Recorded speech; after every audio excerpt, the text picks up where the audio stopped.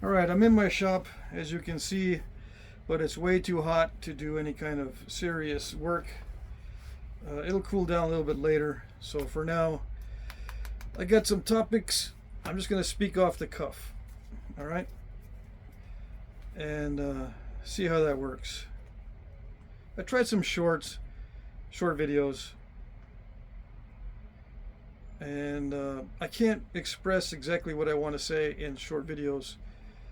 I tried writing it down, right, and reading off of what I wrote down, but there's not enough room for a 1-minute video to explain properly the different concepts. I might still do those, but I'm thinking of not doing any more shorts. I like this format anyway, where it's not vertical, but it's horizontal. I don't know. Anyway,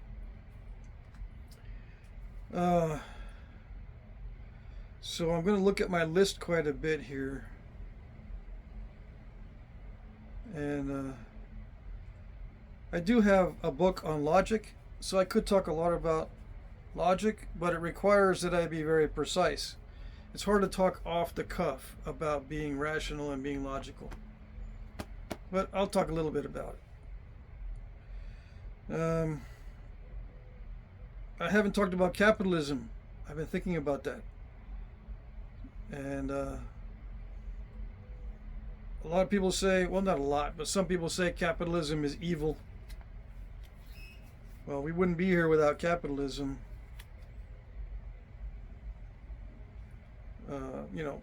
YouTube, my little flit-napping business that keeps my hobby going, and my previous job that allowed me to have a family and a house and raise children.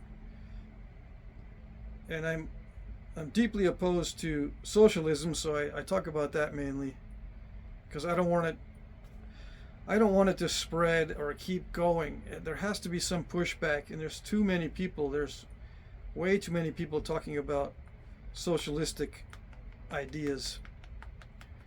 So I'll talk more about that. But I will talk about capitalism and entrepreneurship. From what I know, I've worked in corporate jobs. I've worked as a sole proprietor. I've done my own work as an individual, as a contractor as well. I've had a lot of experience in different jobs and different positions.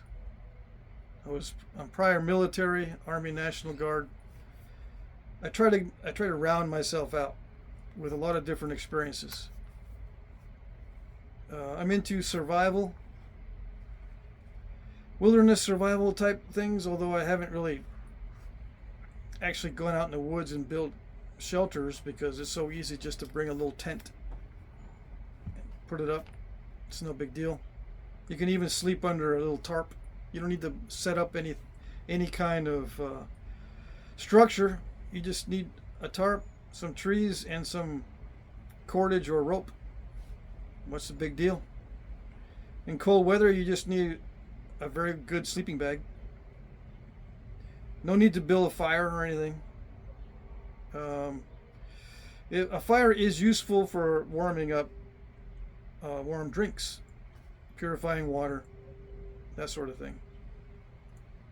But when I go camping in the wilderness, just to go and spend some time out there, I hardly ever build a fire and keep it going. I do build fires to warm up liquids, like I said, if necessary, but in summertime,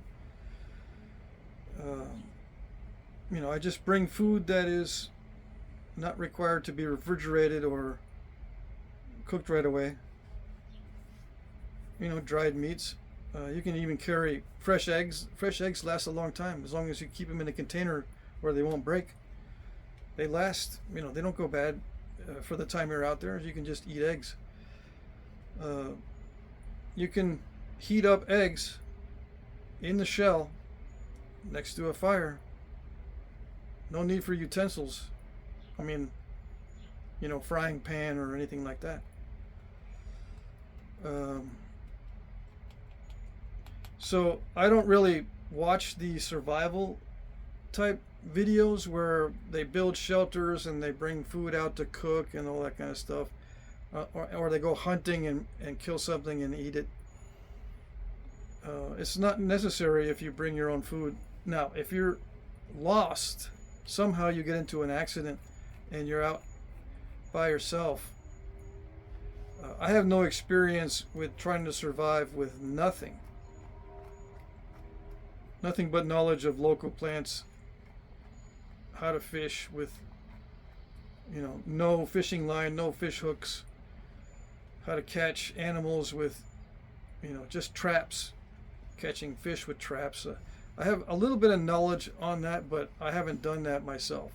That's probably one of the things I should do, is just go out and see if I can survive with nothing. Nothing but the clothes that I have on and just the regular stuff in my pockets. Usually I carry in my pocket a lighter, fingernail clippers, a little utility knife, and toothpicks. And sometimes I have my phone. Sometimes I have Band-Aids on me. I used to carry a little fanny pack with a bunch of stuff for first aid. But being a dad, everyone gets cut. All the kids have these little episodes where suddenly you need a bandage or a Band-Aid or something to clean out a cut or something when we're out. So sometimes I carry those if I have a little fanny pack, but I don't carry that usually. So maybe I'll make videos on that eventually. I'm traveling back and forth from New Hampshire and Vermont to Texas. Now, I grew up in New Hampshire, so I'm pretty familiar with the area. And when I was in Boy Scouts in New Hampshire, we did go camping a lot. I know the area very well as far as the type of surroundings, the trees, the edible plants and stuff. Now, I've switched my diet. I should write that down. Carnivore diet. I'm on a carnivore diet, which means I eat only meat, right? But I eat related things like eggs, liver, and sour cream. I limit my dairy to just a very few things. Once in a while I have some cheese, and once in a while I have sour cream. But that's it. Water, of course. I stopped drinking all alcoholic beverages, everything. The only time I'll drink a beer or whatever is if I'm socializing. I've picked up cigar smoking, which is a way for me to settle down enough to think. And when I'm doing my video prep, I will have to sit down and think. Sometimes I'll smoke a cigar when I'm doing that. The thing I've learned about smoking cigars is, the main thing is not to overdo it. That's number one. Number two is you've got to figure out which ones don't make you feel sick. It sounds pretty simple, but I've had issues with allergies to tobacco. Like the last type of cigar I was smoking was great, tasted great and everything, but it was starting to make me sick. So I switched. So I've switched. There's a few that agree with me. I'll probably go over that later. But yeah, it helps me to think. And I've been researching ADHD and why is it difficult for me to think or to keep things in my mind or to keep things organized. I think it's because of ADHD. And one bad thing about ADHD is it runs in families. And I've been looking at my family, and I know my mom has it. And I know some of my children have it. I think my ex-wife has it too. So it's definitely in our family. But anyway, the main things I want to discuss on this channel are just things that interest me. And hopefully they'll interest you. I got sun on me right now. I'm trying to figure out, maybe I should change positions here. Let's see. That's distracting. Anyway, I don't know what to do. Yeah, inspirational and interesting thoughts is probably best on this channel, both for my interest in doing the channel and maybe for YouTube. So I'll speak off the cuff and I'll just go in different directions. Let's see, I'm going to move forward a little bit. Let's see if that works.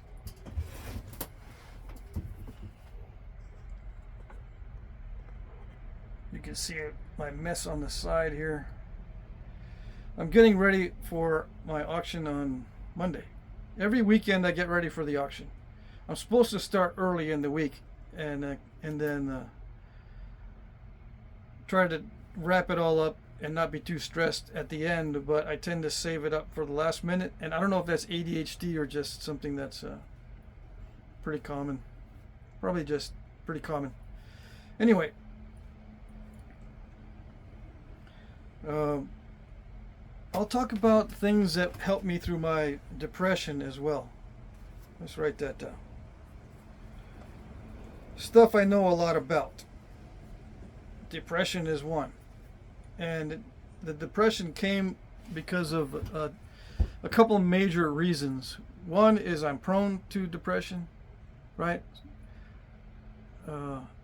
Just like people that are prone to alcoholism or whatever, it's in the brain, and if you're exposed to certain conditions, it snatches you, it gets you, it captures you. So I'm susceptible to depression, but also my diet affected me a lot and messed with my thinking.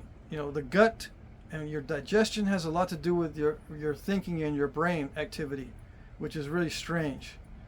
Sounds really weird, but there's actual evidence and science behind the statement that your diet affects the way you think. All right? Now, I touched on that slightly.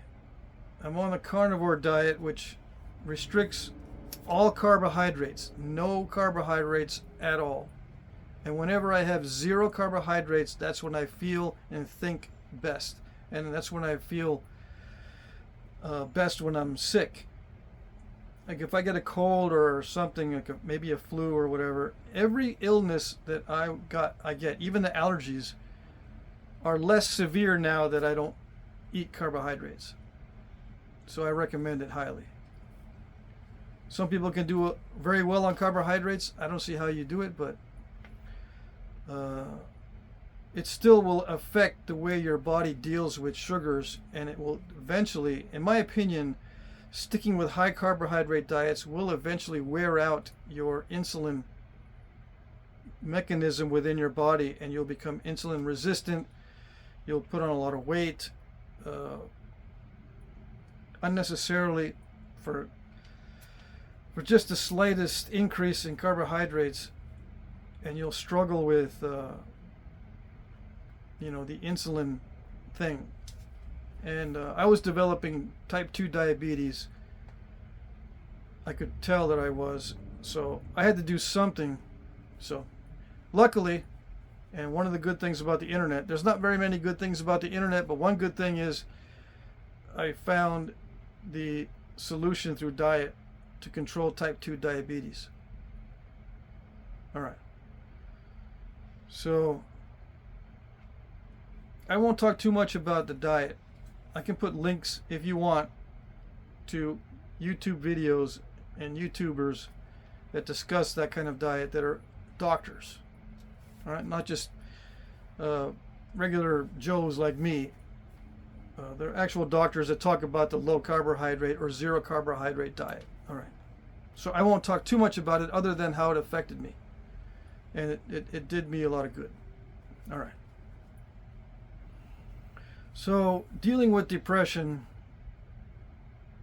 the side effects are just massive fatigue. not just physically being tired, but mentally not wanting to do anything. It's a severe handicap. Now, some people just walk around feeling bad all the time, no matter what. Whether they're on a good diet, a bad diet, whether they're around good surroundings or bad surroundings, whether they're in nature or within a city, they always feel bad. All right? Now, that's related to mental illness. There's something wrong. There's some kind of disorder. Some of those disorders that make you feel bad cannot be fixed. They can be managed. You can find workarounds. But if you're the type of person that always feels bad, has always felt bad since childhood, and haven't got any kind of relief other than constant stimulus, well, you're going to probably be that way forever. But you can manage it. And the way that I feel the best way to manage it is to become as healthy as possible physically. And that'll translate to more mental fitness as well. Start with the physical fitness, and you'll end up with good mental fitness, or at least better mental fitness. If you're constantly feeling bad and you can't cure it, unless you're on some kind of drugs or something constantly, your body will suffer. So you have to make sure that you take care of yourself. I know some people that always feel bad will feel like taking care of themselves makes them want to throw up. They can't stand taking care of themselves. You know, deep within their mind, they actually don't like themselves. They don't want to take care of themselves. But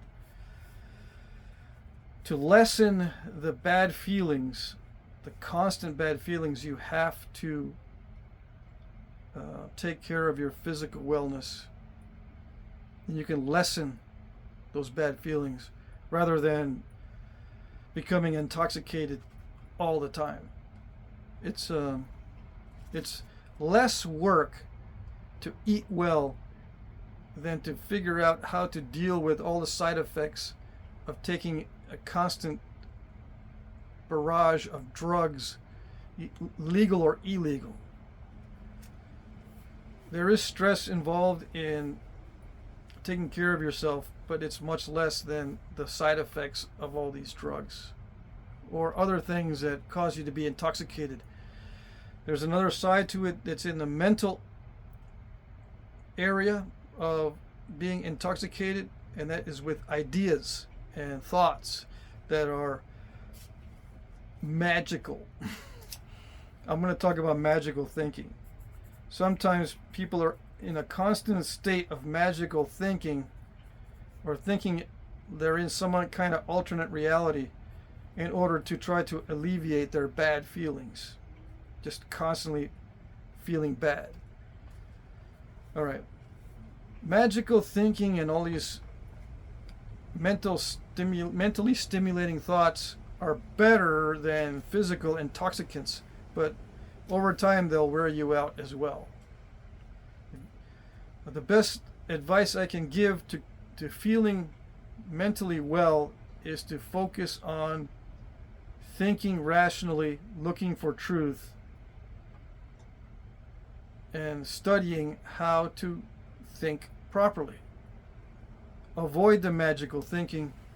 Avoid the physical stimulants and drugs or other ways out of the feelings, the constant bad feelings. I talked about this before. One of the things that helped me a lot was to realize the truth behind you are not your memories. You are not your memories. You are not all the bad things that happen to you. One of the reasons why that is true is because others influence what happened in your life, and that's part of your memories. Now, some people who are malicious, they know this. They know that their influence on your life gets put into your memories, and your memories will torture you forever. They know this. They're malicious and sadistic. They know that your memories are going to seem like who you are. And it's the one way that they can get to you. So you have to realize, and it's not just a fanciful thought. You have to realize the truth is you are not your memories. I had to realize I am not my memories. I went through a period in my life where I went very low, down to where I didn't want to live anymore. And when I was at that point, my memory was fading. I wouldn't remember much. It was a strange thing. The brain gets so depressed that it starts to forget things, especially people in your life and friends that I've known for a while. It got so bad that I couldn't recall their name right away, and I know that's what got me thinking. My brain is trying to heal, so it's trying to forget things that cause me stress, and it's getting to the point where it's forgetting the good things as well. But it's part of the healing process that you forget, or you block out memories. So if it's a healing process to block out memories, how is that part of you? It's not really. The body knows what it needs to block out in order to start healing things that are not you. It's gonna, another example is your body will reject things that you are making you feel sick, or what you're allergic to. If you get to a position where you feel really, really sick, you don't want to get anywhere near what you're allergic to, or anywhere near anything that makes you feel sick or queasy, or just even looking at it. Same with memories. So those things are not you. That's one of the most important things that was one of the most important things that was able to help me in my road to feeling much better and getting out of depression. And I'm out of depression, and the reason why I know this is because I don't feel the same fatigue that I used to feel. And I don't feel the same memory loss. In fact, all the memories are back. Now, how do I deal with all the memories being back, even though I've got some bad ones? All right, some really hard times and stuff like that. I realize that they're not me. It's just a movie. I am the person that makes decisions. The thing that makes me an entity is the thing in my brain that makes decisions. That's my identity. If I'm not making the decisions, I don't have an identity. The thing that's making my decisions is my identity. In order for me to have an identity, I have to make the decisions. Now, controlling people will take that away from you. The surefire sign that someone is controlling you is when your identity and your decision making transfers to them and doesn't remain within you. You are being controlled if your identity is taken from you. Your decision making ability. Or sometimes you give it up voluntarily. That means you're giving up your identity.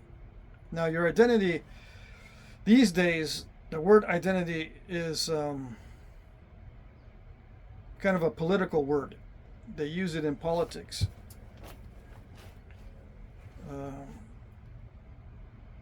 What do you call it? There's a word for identity politics, right? I think that's the word, identity politics. That's not what I'm talking about. Those are superficial identities. Your identity is a decision-making process. It's the structure in your mind that makes decisions. That's who you are. Okay? Now, from there, you can start building. That's the baseline. That's the very bottom.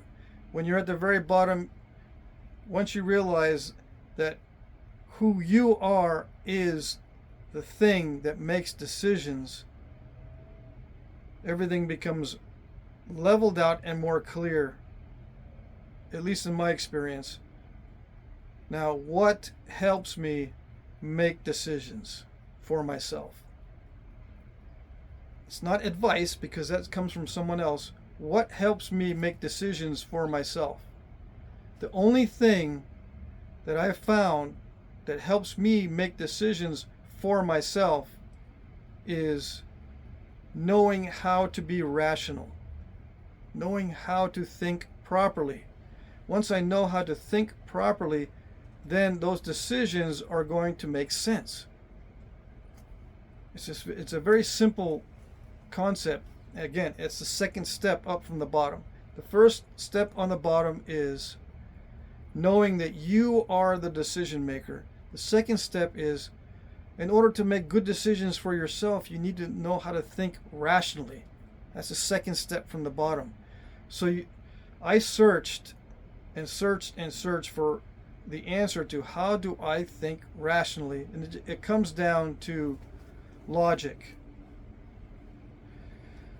Now, there's two types of logic. There's the formal and informal. The formal is like the mathematical type of logic. It's very structured. The informal is the one that most people have trouble with. They don't have trouble necessarily with the step-by-step. A follows B, and then comes C, then comes D, and it has to be in the right order, and every phase has to be true. And the result can be proven, and that sort of thing. All this stuff in formal logic has to do with structure. Informal logic has to do a lot with the results, and it has a lot to do with truth as well. Truth binds the two types of logic together. There's truth in informal logic, and there's truth in formal logic. Truth is what binds those two together. People have a very hard time with informal logic. Formal logic is easy to learn. It's just step by step. Informal is the hard one. So if you study informal logic, you will find the fallacies, informal fallacies. You'll find out how to argue. You'll find out what is pragmatic. You'll find out that the dictionary and definitions are what is going to give you a base from which to start when you're looking at informal logic. You have to know what you're talking about and what the definitions are of what you're talking about. The same in formal logic, but informal logic, it's just as critical. I was going to say more than critical.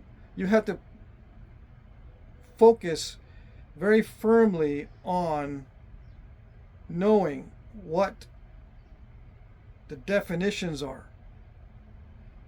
Because when you're interacting with people, there are some that are very good at presenting false realities and also abusing language, making false statements that seem true because they sound good, and it'll get you mixed up. Gaslighting is part of that. You have to recognize gaslighting. You have to recognize narcissistic behavior. Once you're up at the second level of searching for rational thinking, after the base level of knowing your decision maker is you, rational thinking will expose narcissists, controlling people or entities or structures, fallacies, logical fallacies, gaslighting, and everything that gets thrown at you to mess you up so that you need some sort of guidance. All right? One of the key principles of control or removing your identity is inflicting confusion upon you, so you have to look somewhere else for advice. And once you start looking for advice somewhere else, you start to transfer your identity to that other thing.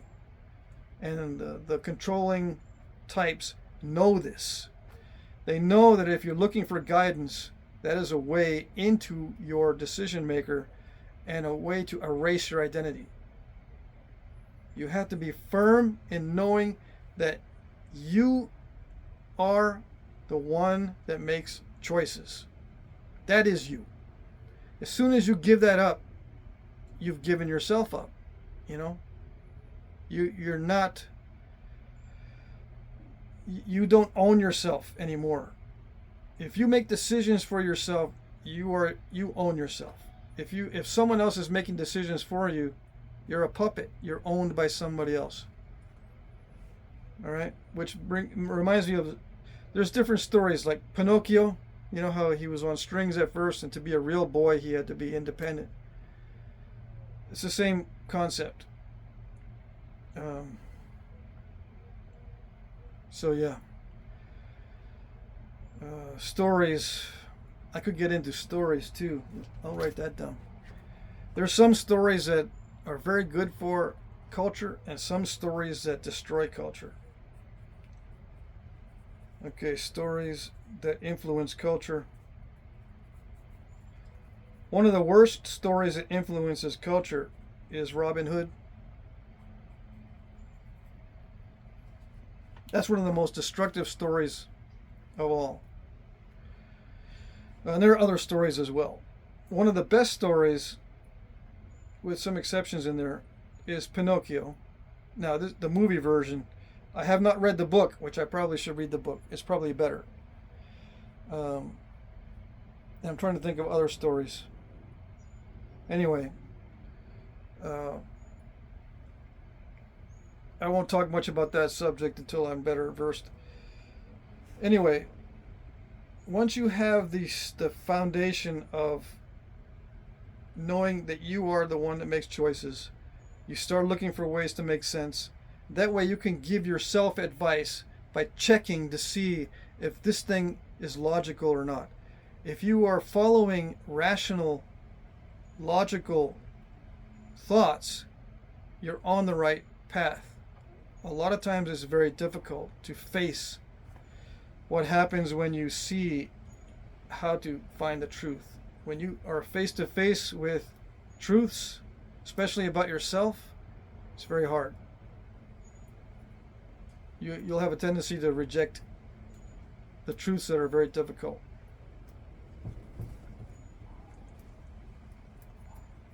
But once you hit bottom, I mean, you've seen it pretty bad. So if you can bounce off the bottom, you can bounce off of whatever truths come up that are very hard to take. If you have not hit bottom yet, the truths are going to be very hard to take. I'm almost thinking that you need to hit rock bottom and know the worst condition you can be in before you have the strength to accept truths.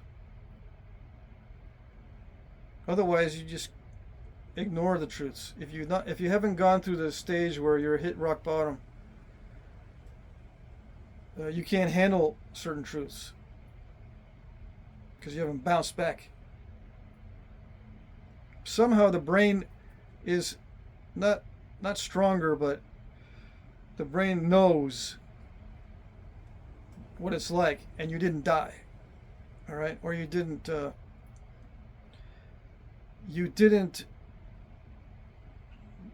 fall into a black hole and you can't get out, you know? If you're in there and you can't get out, if you're in a pit and you can't climb out right now,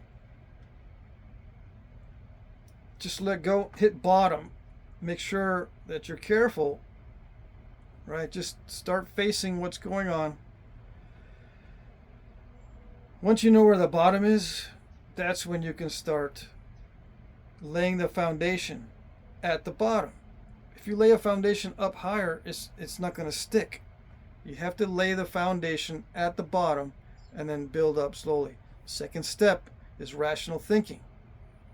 Search for truth, search for what is rational. All right. The third step above that is living it. Don't just think it, but live it. Now, with ADHD and other things that are similar, mental disorders,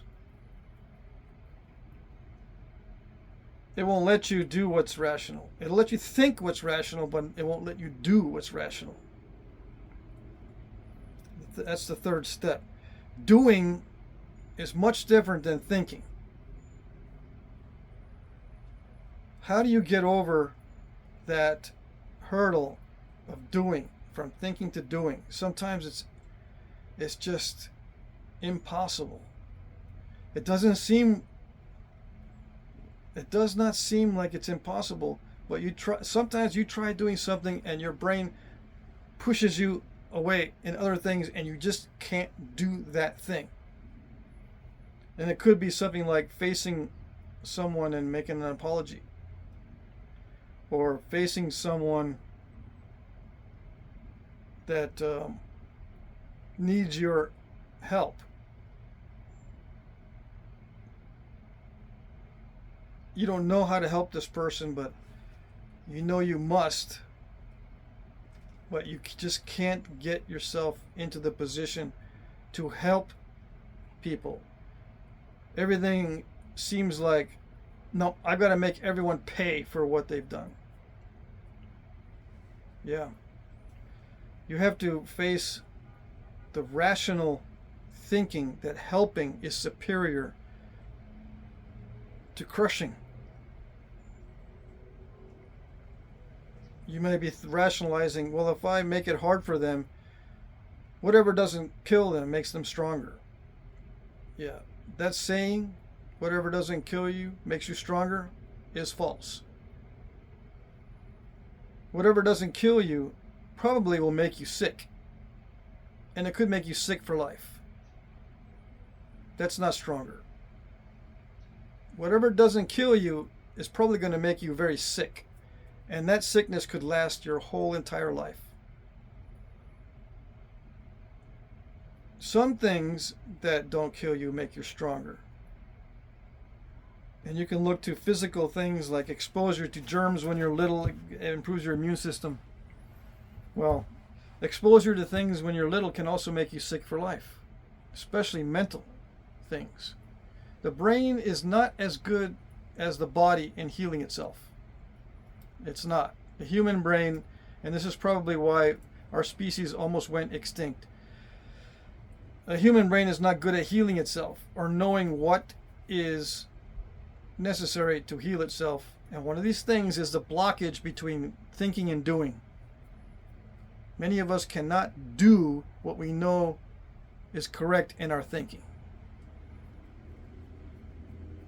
All right, how do you bridge that gap, or how do you punch through the obstacle? I used to punch through that obstacle with anger or fear. You get angry enough, you get emotional enough, you can punch through that. You can punch through that barrier between thinking and doing. If you get angry enough, I found you can punch through that and get that thing done. But you're doing it in the back of your mind, you're doing it because you're ticked off. It's not going to come across as you being concerned about the other person or concerned about the situation. You're going to be stern. From outsiders looking at you, it's going to look like you're not having any fun, which you're not. And it's going to look like you're not doing it willingly, which you're not. You're forcing yourself through anger, and you're letting the anger bring you there. It's not willing. You're not being drawn to it. You're pushing yourself. I know that doesn't sound right, because your will is what makes you do things, but you're transferring your will to that emotion, and your emotion's carrying you through. That works for some things. Most things, that doesn't work. Most things, you'll push through in the beginning with some anger, but then you'll fail because you're not thinking straight. You're angry. You can also do it with the fear. You can convince yourself that if you don't do it, something really bad is going to happen, and you do it out of fear. The danger is emotions can take over and rule your life. And if you let emotions control your life, then anyone who sees this, that is into that mindset of control, they'll see that and they'll push your buttons to control you, because they know what controls you, because they can see emotions on the outside. Emotions can be seen from the outside, and those who know how to control you, or those with the mindset of wanting to control others, will see that, and they will push your buttons. One of the big buttons on this anger stuff is it's used by people who are involved in political endeavors. Now, for me, the definition of politics is the attainment of responsibility or leadership. I shouldn't say leadership, but the attainment of positions of power by any means other than merit. One of the means to attain positions of power is to cater to your anger.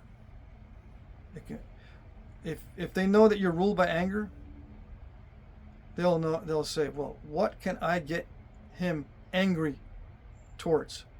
And then from there, he will be able to push through any obstacle with that anger if I give him a goal. So I give him a goal, I give him something to be angry about, and he'll push through all of his personal hang-ups, and he'll push through that obstacle and do what I want, as long as I get him angry enough at that thing. And one of those things that accompanies that is, he will give me the authority to pick what he's angry at. And as long as he gets a response, one of the biggest motivations is if me, the controller, can give you a taste of the defeat of your enemies. That is a relief.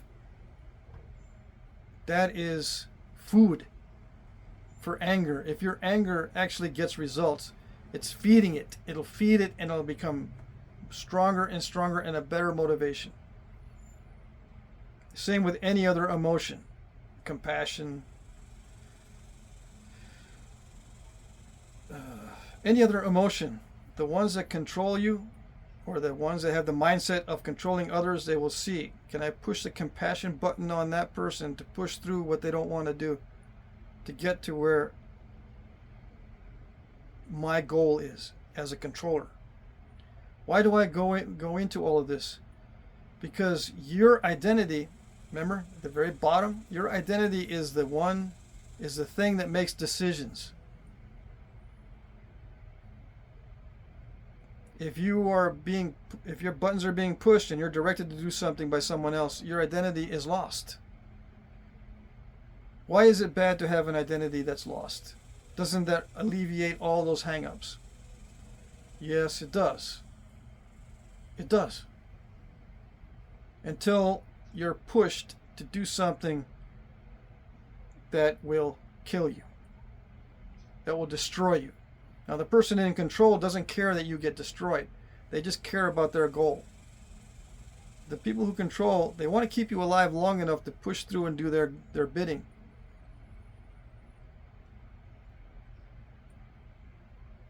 Eventually, you'll overcome your resistance to those things that you know will destroy you, because you're leaving that identity to someone else.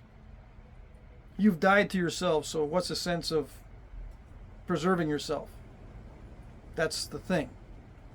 That's the bad part. The good part is you become motivated, you become dynamic, you become effective and productive and blah, blah, blah.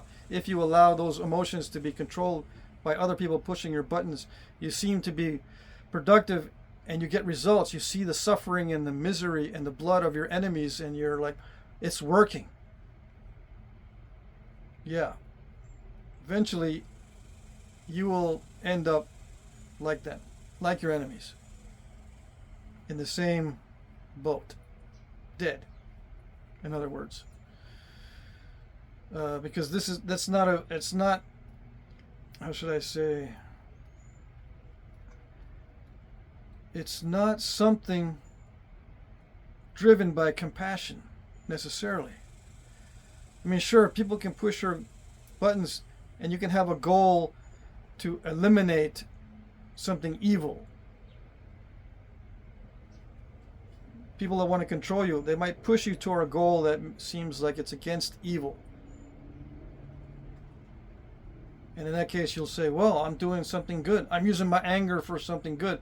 I'm allowing someone else to control me for something good, like poverty. Push me to fight poverty, or push me to fight disparity, or push me to fight something that seems good. Some of those things can't be cured that you're being pushed toward. Poverty can't be cured. Why? Some people choose poverty. Yeah, some people choose poverty. Many people choose poverty. Right now, I'm choosing poverty. Does that mean that someone needs to come in and eliminate my poverty, or eliminate poverty of people who are choosing to be poor? This is not a noble goal, to try to fix something that can't be fixed, even though the sound of eliminating poverty is a great sound. It's a way to control you because there is no solution. Not only because if you give someone poor, it's likely they'll spend it on stuff that's foolish and they'll become poor again. That's not the only reason, though. The main reason why you can't cure poverty is because many people choose poverty. Maybe many people don't want to live with a lot of possessions. They don't want to live with a lot of responsibility for various reasons, and some of them are rational. Some people know that they're going to be very bad with the money, so they don't want it. They know that the first thing they're going to do if they get a lot of money is to go gamble, or to buy a lot of illegal drugs, or to get involved with all sorts of, nasty activities. They know that once they get their hands on that money, like once they get their hands on alcohol, they're going to be strung out on the street, not knowing what happened the night before, and just on the edge of death. So they reject wealth for good reasons. As an example, all right? So there are ways to deal with poverty, to minimize it. Okay? I'll get into that also, if you want. But just realize you can be pushed to do what you think is right, but actually you're being controlled by someone who knows that there is no solution, and you just keep pushing, and you are being controlled and able to be controlled because there's a never-ending struggle there. It's never ending. It sounds like it's a good goal, but it's never ending. Another thing about poverty, just as a side note, if someone in politics is saying, if you're poor, I am your champion. If they're saying that, they'll never eliminate poverty, because without the poor, they are not the champion.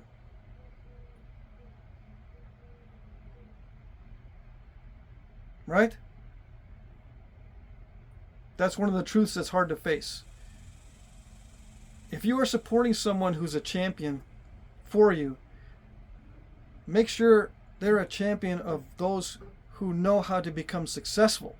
If you're backing someone who's a champion of the poor, they're not going to eliminate poverty. If you're supporting someone who's a champion of the oppressed and they depend on their followers, you'll never get out of oppression. Be very careful about who you allow to lead you. In this case, it's not leadership. It's politics. If they're pointing you to a goal that cannot be fixed, this is politics. Rational thinking lead you to go on roads that have a solution. Okay? Now there are some times on that road you do things that you know can't be fixed, but you do your best. That's fine. But make sure that you're on a road that does have a final solution, even though some of the steps in between may not have solutions. Like, you may never have enough money to do what you want, but just push in that direction if it's rational and that sort of thing. Even though you can't work with the perfect conditions, you can still push toward that goal. That's rational. That has a solution. In other words, rational thinking has solutions. And one way you can tell if something is rational is if it has a solution. If you're pushing toward a goal that has a solution, it's rational. If you're pushing toward a goal that has no solution, that's not rational. You might say, well, can't we just push hard against poverty and try to minimize it? Yes. But the solution there is to minimize poverty, not to eliminate it. It's a difference. Many times in life, the solution is to minimize, not to eliminate. Minimize it. Okay, what is the minimum? To do your best. That's all that can be expected. So the minimum will be apparent from trying to do our best. That shows you how, that'll be the best indicator of where we are and how well we can minimize it. We just got to do our best, and we can see how well we're minimizing it. If it's still very, very prevalent even after doing our best, that's it. We can't do any more than our best. All right. Almost an hour. I was planning on doing an hour talking. All right. One more thing that's very important before I wrap it up is relief from burdens. Okay, so we got 3 steps. Let me write these down because I'll forget. Well, I got it on video. Ha. All right, the next step, you got 3 steps so far. The next step is relieving your burdens. You got rational thinking, you pursue results and goals that can be achieved. Now, start getting rid of those burdens, and you'll see that your goals are much easier. It might be better to put the step before that, but you won't be able to relieve your burdens until you start thinking rationally, until you start pushing toward the goal without emotion. All right? It's very hard to push toward goals without emotion. The next step, if you can't push, you have to start shedding your burdens that weighing you down so you can't climb that obstacle. One of the biggest burdens is people. Unfortunately. You have to get away from people who are your burdens. Does this include children? No. We do have a responsibility to our children. That is a burden that we keep. There's very few exceptions. That's one. Now, if your child is malicious and doesn't want your help or abuses you, many times there's nothing you can do about it. You can put distance. You can put distance there. Put distance between you and your burdens, or eliminate them altogether. One of the burdens that I had to get rid of was all unnecessary obligations that were keeping me in my own prison. I had codes. I had a code of conduct that was keeping me down.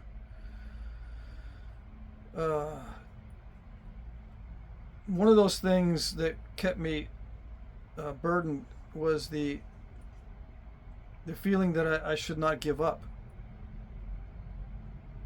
Don't give up. You have to know what to give up on.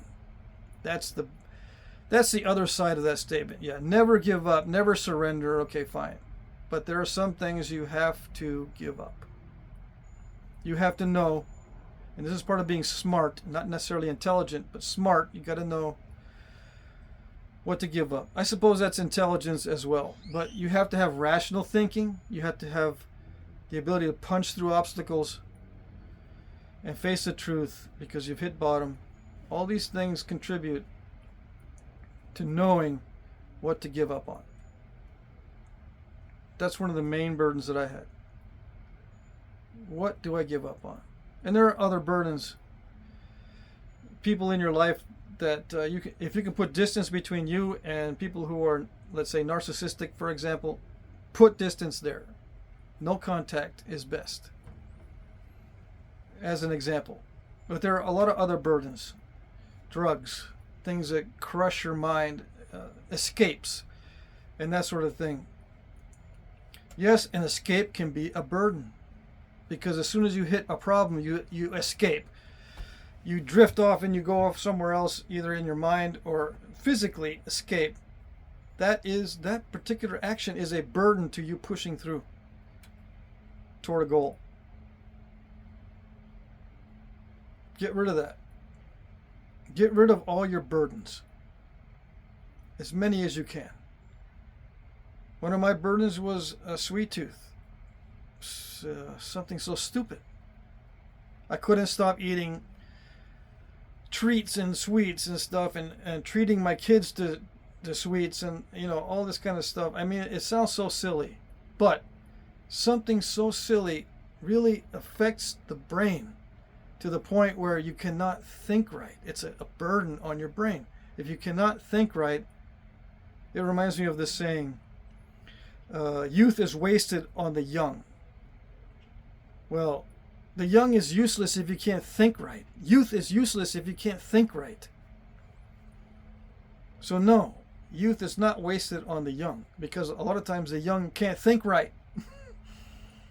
If you have an immature mind, that's a huge burden.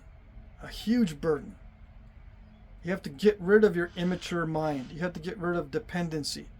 If you have that mindset where you want to be dependent on something to motivate you, you got to get rid of that's actually a burden. Believe it or not, that search for dependency is a burden on you to punch through goals that you have decided for yourself. A lot of times no one cares about your goals, or they're not going to give you the necessary support, and they're not going to give you the necessary guidance to go toward the goal.